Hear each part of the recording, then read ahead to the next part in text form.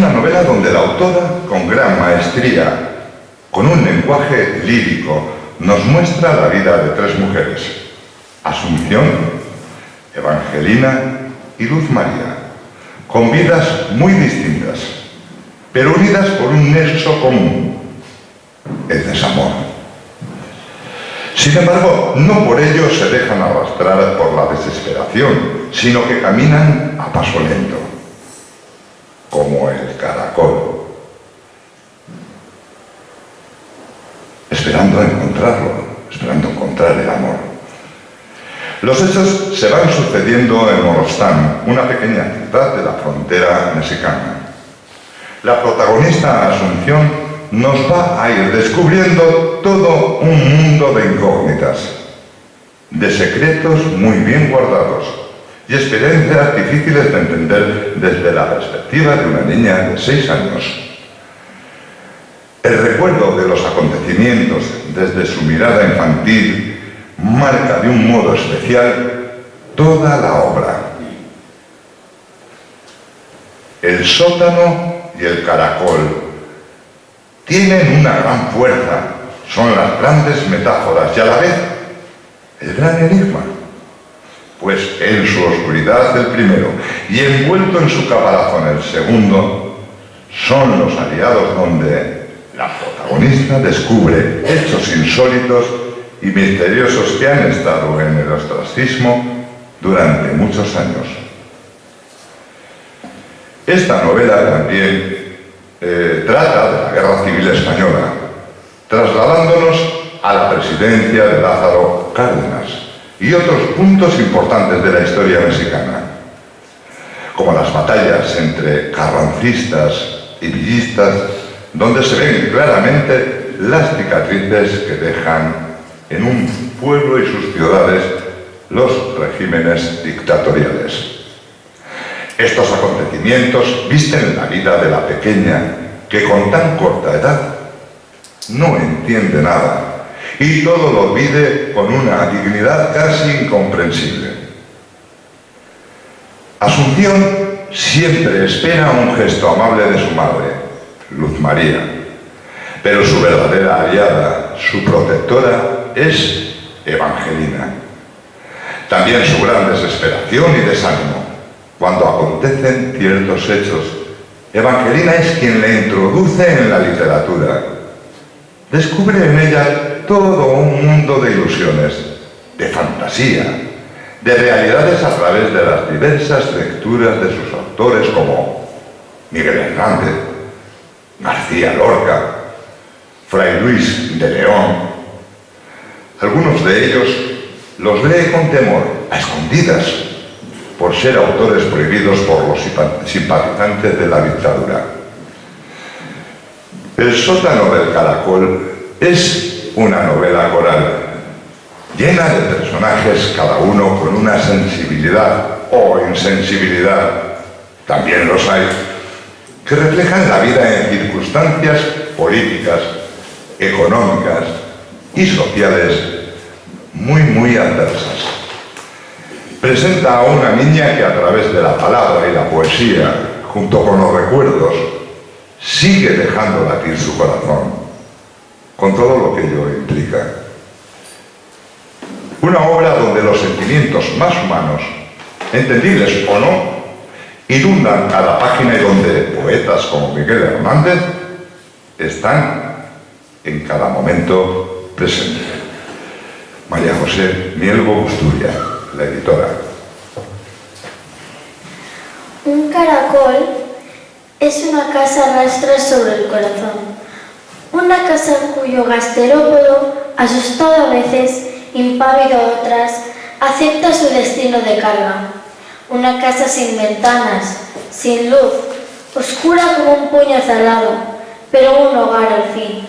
Ahí, en esa concha, el caracol llora, ríe, come, se protege del calor y de la lluvia, de los escarabajos y de las ranas.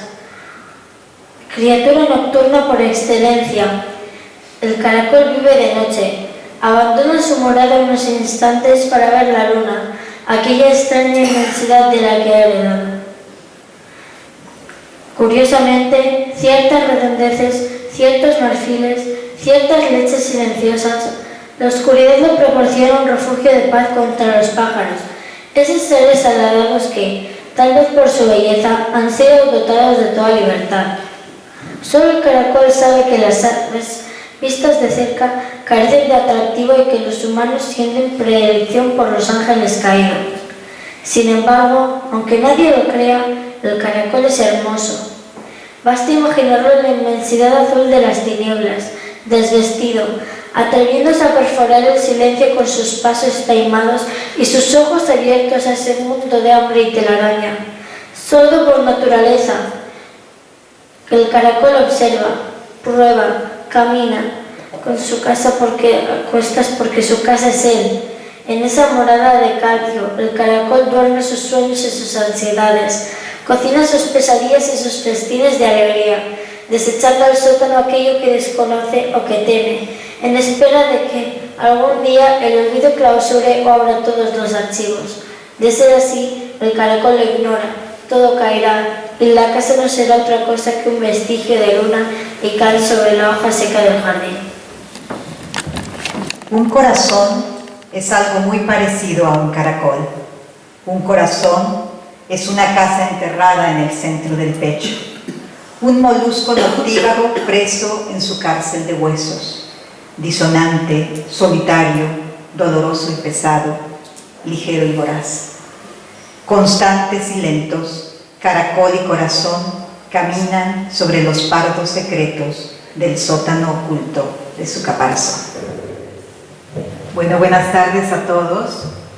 En realidad estoy muy contenta de estar aquí con todos ustedes. De verdad que esto ha sido un proceso, este libro ha sido un proceso de muchísimos años. No es una novela nueva. Yo, de hecho, es la primera novela que escribo, sí, pero la escribí hace ya varios años. Estuvo guardada mucho tiempo. Cuando mi queridísima amiga y editora María José Mielgo Busturia le comenté que tenía esa novela y me dijo, bueno, muéstramela. Y se la mostré y le gustó y el resto es historia, ¿no? Es importante, obviamente creo que esto es cliché, el hecho de que cada libro es un nacimiento, un hijo, etcétera, aquí lo sabemos muchos, ¿no? Pero en verdad que esta historia yo la quería contar desde hace ya varios años, ¿no? Déjenme darles un poquito de información sobre la novela para que puedan entender el breve fragmento que voy a compartir con ustedes. Pero antes de hacer esto, de nuevo agradecerles a todos. Nos hemos llevado mi familia y yo una impresión, pero gratísima, de los bilbaínos, del pueblo vasco. De verdad que son extraordinarios, ¿eh? Y tienen una ciudad bellísima. Yo ya había estado en España, en otros lugares, no me había tocado estar en Bilbao. La conocía un poco a través de María José, como conozco a algunos de ustedes a través de ella.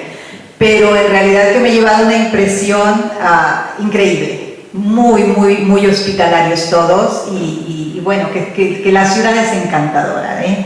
Que no por nada fue la cuna de Unamuno.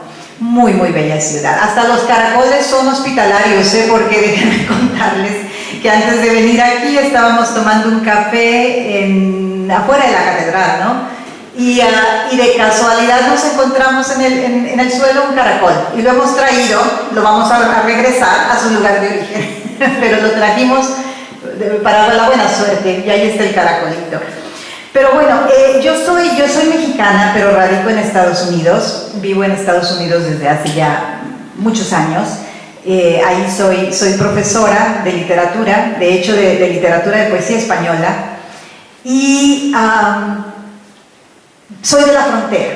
Soy de la frontera este de México, una pequeña ciudad que se llama Matamoros y que en la novela aparece como Morostán.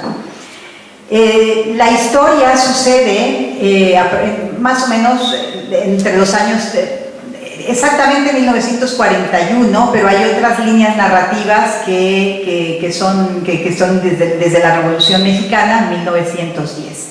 Es una novela de muchas capas, sí, es una novela que Principalmente sí, son dos líneas narrativas en las que los personajes protagonistas de estas historias convergen eventualmente. Pero la historia principal es la historia de una niña, Asunción, a la que le ha dado también vida Aicea.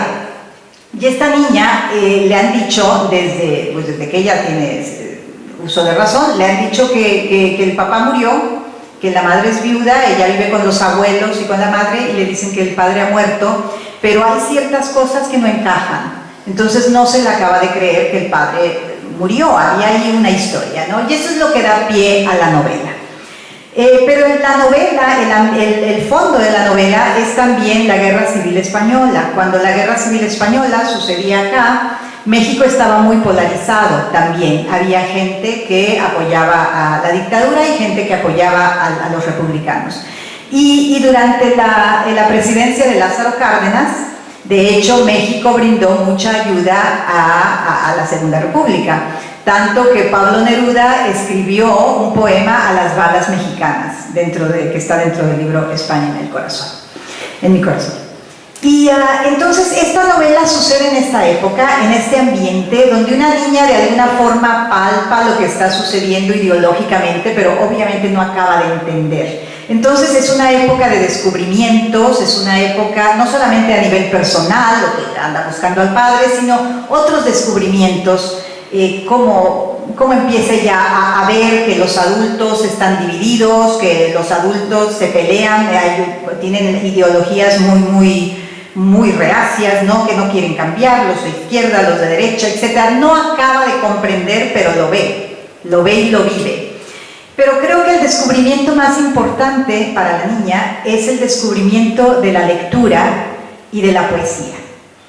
Y aquí es donde aparece un poeta que bueno, para mí es lo máximo, es el poeta que más me gusta, y obviamente hay muchos poetas que admirar, ¿no? Pero es Miguel Hernández. Y Miguel Hernández aparece, de hecho, cada capítulo de la novela abre con un epígrafe de un poema de Hernández, un fragmento de un poema de Hernández. Y todo esto se va entrelazando en la novela. Entonces es una novela que habla del mundo femenino, de cómo era el mundo de la mujer, ¿sí? En aquellas épocas. Habla también de la infancia, habla de las pérdidas, y bueno, habla de todas esas cosas que de alguna forma creo que todos podemos relacionarnos, ¿no? Y voy a leerles un pequeño fragmento, que es cuando la niña, que como dije antes, vivía con los abuelos, y los abuelos eran de posición económica alta y tenían una casa amplia.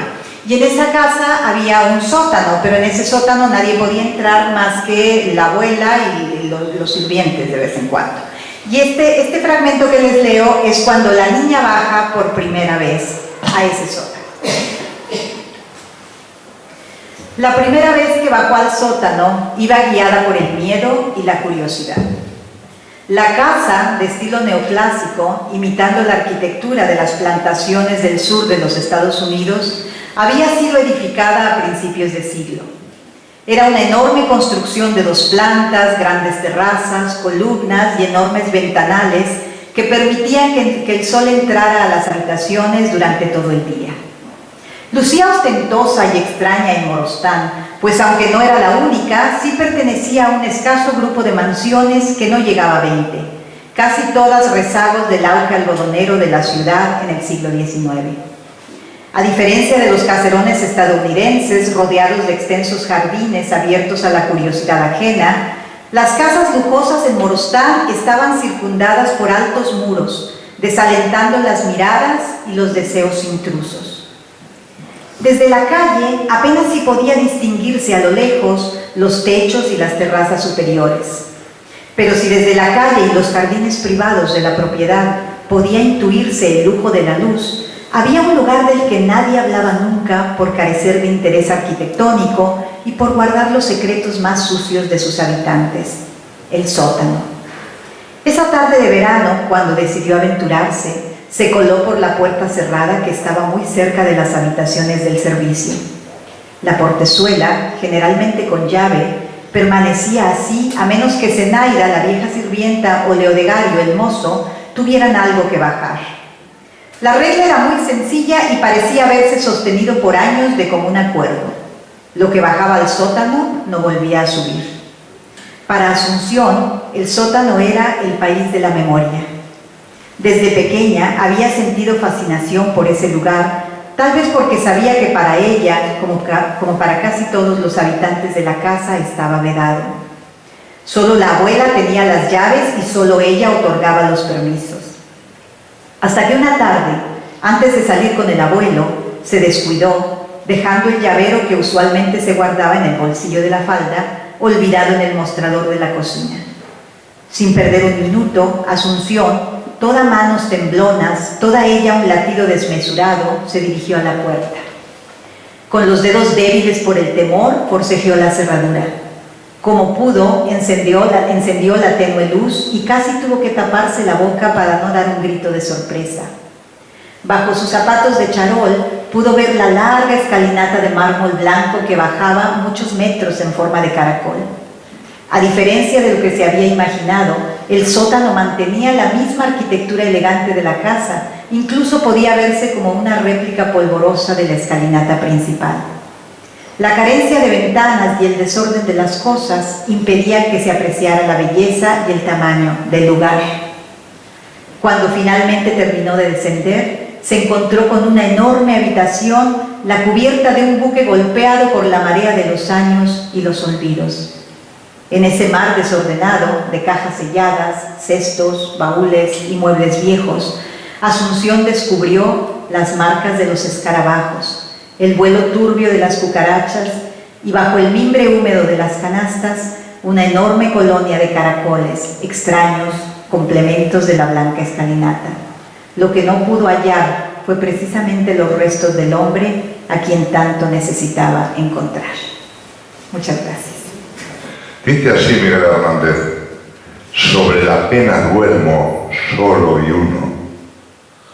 Pena es mi paz y pena mi batalla. Perro que ni me deja ni se calla, siempre a su dueño fiel, pero importuno.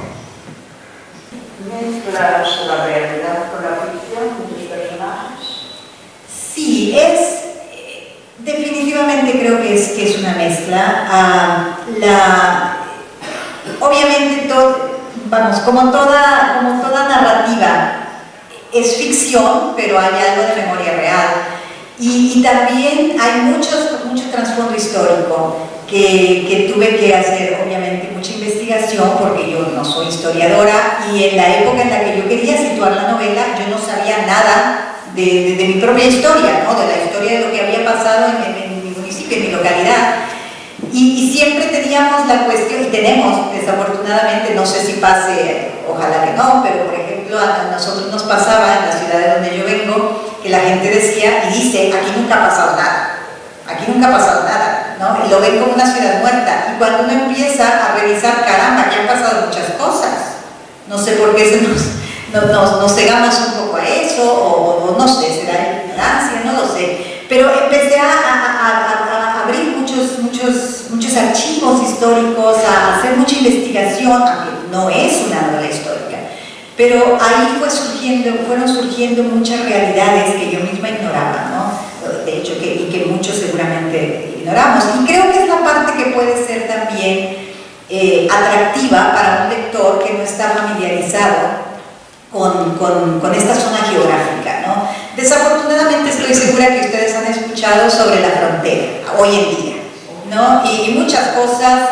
Si yo hubiera situado esta historia ahora, en estas épocas, sencillamente no hubiera podido, pero hubiera tenido que ser una novela negra, ¿no? Y yo no manejo la novela negra, y no me interesa hablar de lo que desafortunadamente todos sabemos, ¿no? Y que es tremenda, la violencia que está ocurriendo en la frontera, todo esto es una realidad. Y yo sí soy partidaria.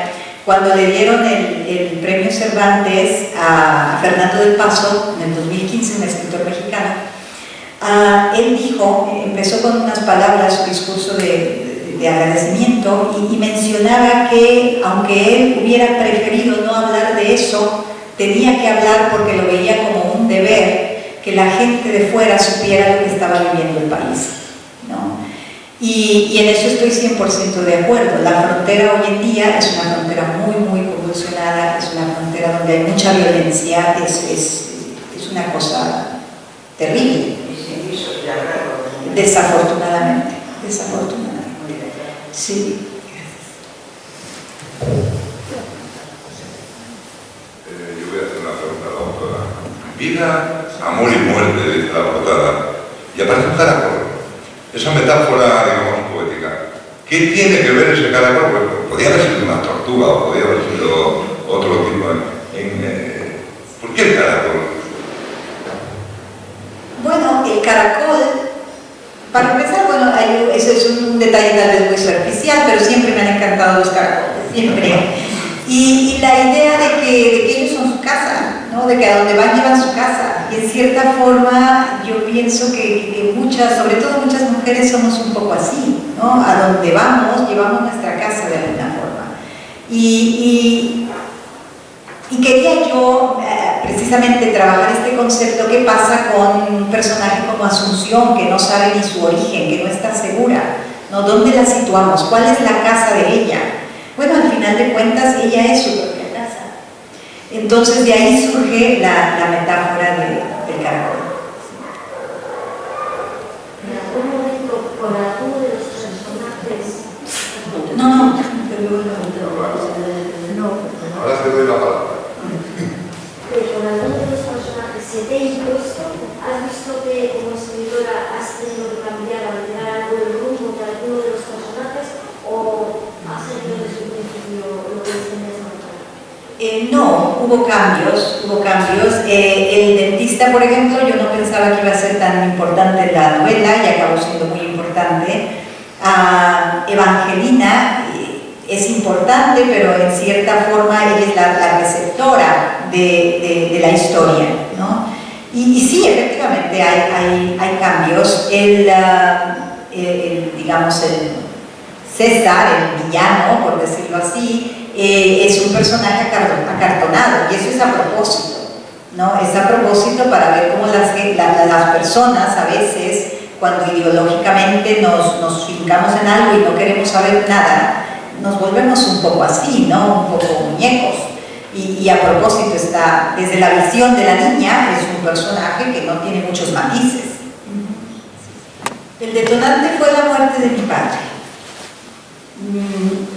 Esa es una parte integral, bueno, importante también en la novela. Mi padre era dentista. Mi padre falleció hace 16 años. Y él fue quien me inculcó el amor por la literatura, por la lectura, por todo. Yo recuerdo haber sido muy niña y estar sentada en su regazo y él me leía cosas, ¿no? Definitivamente para mí, a mí la literatura me entró por la mano de mi padre, ¿no? Por la boca de mi padre. Y cuando él falleció, fue una muerte inesperada y para mí fue un vacío tremendo que tenía que llenar. Creo que los que hemos pasado por esta situación sabemos que las mujeres, sobre todo, la pérdida del padre es, toda pérdida es tremenda, ¿no? Pero la pérdida del padre es muy honda, ¿no? Y yo escribí un poemario, Miércoles de Ceniza, porque mi padre murió justamente el miércoles de ceniza. Y este poemario es exactamente una especie de homenaje a papá. Pero en realidad algo se me había quedado adentro, ¿no? Y poco a poco fue surgiendo la novela. Yo en ese momento no lo relacioné con mi padre, o sea, la novela sucede en otra época, etcétera. Pero conforme fue surgiendo me di cuenta, caramba, es que estoy intentando hacer un homenaje a mi padre otra vez, ¿no? Muy personal, obviamente, y creo que ese fue, ahora que lo veo en retrospectiva, la novela la escribí hace muchos años. No es una novela que acabo de escribir.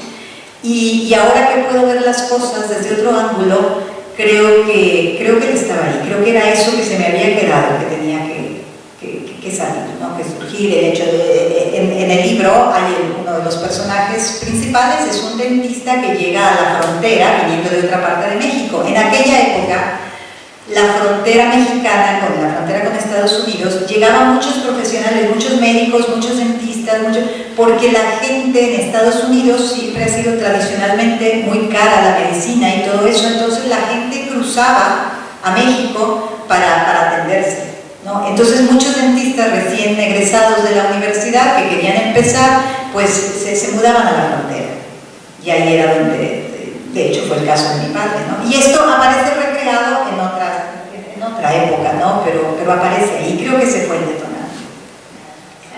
¿Cómo has hecho la selección para hacerlo así sobre Miguel Hernández? Escogí a Miguel Hernández por dos razones. La primera, bueno, porque es de todos los poetas españoles de ese periodo, para mí era el mejor. Y segundo, porque yo necesitaba que uno de los personajes se topara con Miguel Hernández, ¿sí? Y la guerra era la situación personal de este personaje, tenía que haberse la forma más fácil, vamos, o con quien hubiera sido más fácil toparse por sus circunstancias era Miguel Hernández. Entonces por eso elegí a Miguel Hernández, y porque yo noto, y me pasó a mí, que, y esto de nuevo, se nota que soy profesora, en mis alumnos, cuando leen por primera vez a los poetas españoles de esa época, con el que más se encariñan siempre es con Miguel Hernández. Y yo pienso que obviamente no solo es la poesía de Hernández, los otros eran excelentes también, es el hecho de esa especie de inocencia que por lo menos nos queda de lo que leemos sobre Hernández, ¿no? Y creo que eso yo lo necesitaba mucho para Asunción, para la niña, necesitaba esa visión fresca, esa inocencia, ¿no? que parece que respira un poco, o mucho Hernández. A mí siempre me ha impresionado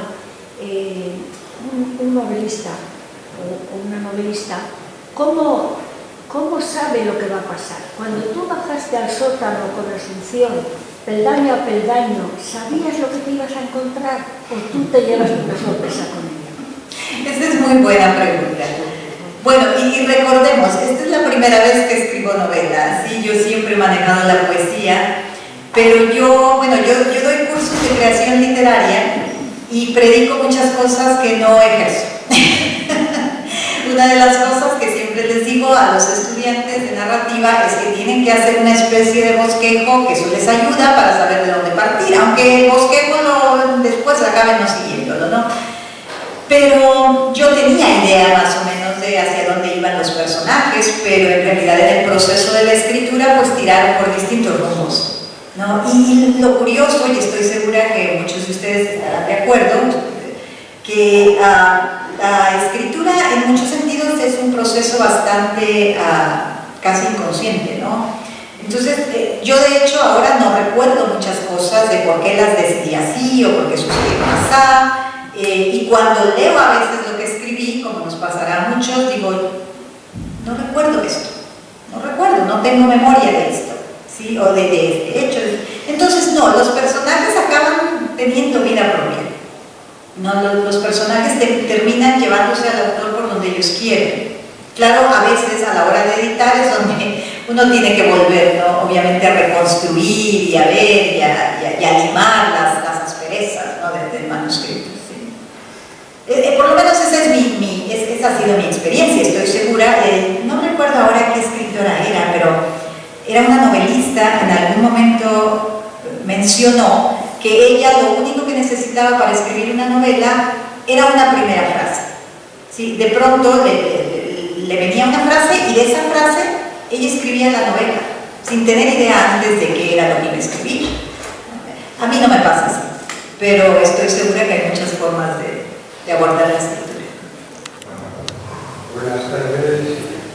Es para mí todo un honor venir a Bilbao a escuchar. Vengo un poco influido por la opinión de Santiago y María José de internet. Yo particularmente ya he cogido el libro o ordenado casi una dedicatoria. A mí me interesaría, como a mí me subyugó mucho la poesía que hicimos la ciudad poética. Entonces tengo amigos en Estados Unidos con los cuales intercambio tanto poesía. Entonces veo la avanzada en la que José dice que es presidenta de una asociación editorial. Exactamente. Entonces me gustaría intercambiar vía internet con usted unos cuantos segmentos. Claro, será un placer, será un gusto. Sí, sí. Entonces, da permiso para pedirle los segmentos, o igual que ya en el libro. Sí, es Libros Medio Siglo, es una editorial que yo hago, es una pequeña editorial, un proyecto cultural, si ustedes quieren, en el que más que nada lo que intentamos hacer es traducir al inglés principalmente poetas mexicanos y de habla española en general, ¿no? Y eso es a lo que nos dedicamos, en parte, sí. Nos dará mucho gusto. Las muertas de Juárez, ustedes habrán escuchado eso, ¿no? Esa es otra catástrofe de la frontera, la cantidad de mujeres que desaparecen, etc. Es muy difícil, es una frontera muy, muy convulsionada. Y esperamos, bueno, ojalá, la esperanza nunca muere, ¿no? Que haya un cambio ahora que haya cambio de gobierno, precisamente el 1 de diciembre, pero vamos a ver, porque eso ya es un cáncer que quién sabe.